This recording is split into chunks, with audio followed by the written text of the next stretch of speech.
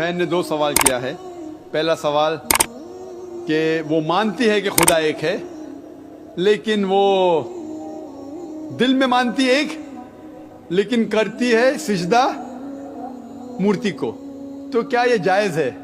मैं कहूंगा मेरे वालिद से, मैं आपको वालिद मानता हूं, ठीक है, लेकिन दूसरे आदमी को बोलता है तू मेरा पिता है। दूसरी औरत को कहता हूं कि तू मेरी वालिदा है, तू मेरी माता है, और मेरी माता को मैं पूछता भी नहीं हूं, उसके मुंह देखता भी नहीं हूं, तो क्या मेरी माता मुझसे खुश रहेंगी? अगर आप मानते एक खुदा, तो सही खुदा की इबादत करो, सही खुदा को सिजदा करो। गलत खुदा की इबादत करना शिर्क है। कुरान में लिखा है, सूरह निसा सूरा नंबर 4 आयत नंबर 48 और सूरह निसा सूरा नंबर 4 आयत नंबर 116 में लिखा है कि अल्लाह ताला चाहे तो कोई भी गुनाह माफ कर सकता है, लेकिन शिर्क कभी भी नहीं माफ करेगा। ये वेद में भी लिखा है। वेद में लिखा है, यजुर्वेद चैप्टर नंबर 32 मंत्र नंबर 3 में, न तस्य प्रतिमा अस्ति, वो खुदा की कोई भी प्रतिमा नहीं है। प्रतिमा संस्कृत में उसकी मानी होती है सब कुछ के, फोटोग्राफ, स्कल्पचर, आइडल, सारे चीज को समेटता है प्रतिमा की मानी। उस खुदा का ना कोई अक्स है, ना कोई मूर्ति है, ना कोई तस्वीर है। अगर आप बुत परस्ती करते हैं तो आप वेद के खिलाफ जा रहे हैं और कुरान के भी खिलाफ जा रहे हैं। आप सोचे मैं दिल में मानती हूं खुदा एक है, लेकिन गलत खुदा की इबादत कर रही है। अगर मैं कहूंगा कि मैं दिल में इज्जत करता हूं मेरे वालिदैन का, माता पिता का, ना उनका मुंह देखता हूं, ना कुछ दिल में करता हूं, लेकिन खिदमत करता हूं दूसरे किसकी, तो ये गलत है। हमें सही खुदा की इबादत करना चाहिए। दूसरा कोई भी गुनाह करे, शायद अगर खुदा चाहे तो आपको माफ कर सकता है, लेकिन शिर्क सबसे बड़ा गुनाह है, जो वेद में भी लिखे है, बाइबल में भी और कुरान में। आपका दूसरा सवाल, वेद में कुरान का जिक्र है, और अगर है तो हम दोनों की बात कैसे मान सकते हैं, क्योंकि इख्तिलाफ भी है। बहुत अच्छा सवाल। मैं मानता हूं कि वेद और कुरान में यकसानियत भी है, इख्तिलाफ भी है।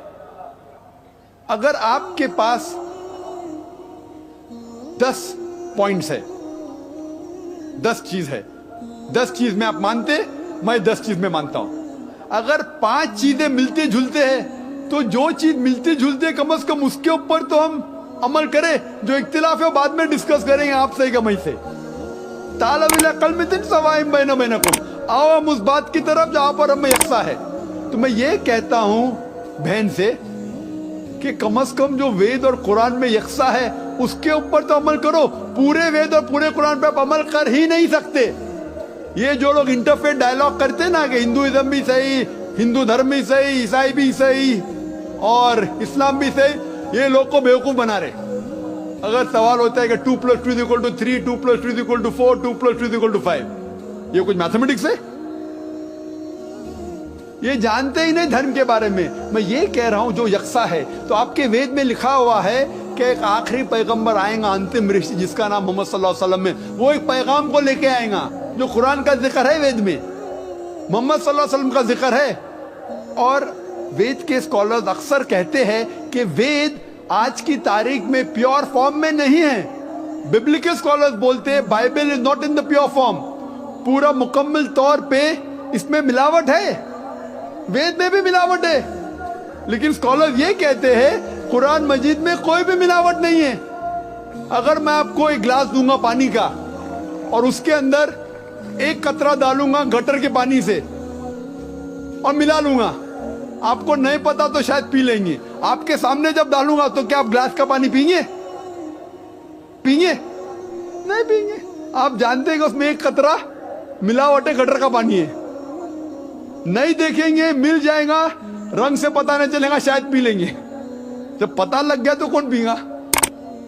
उसी तरीके से ये वाहिद किताब है जो कभी बदली नहीं जा सकती, क्योंकि खुदा ने खुद कहा इस किताब के अंदर, सूरह हिजर में सूरा नंबर 15 आयत नंबर 9 में, कि हमने ये किताब नाजिल की कुरान शरीफ, और हम इसकी हिफाजत करेंगे, और इसकी हिफाजत खुदा करेंगे। हम चाहे तो भी बदल नहीं सकते।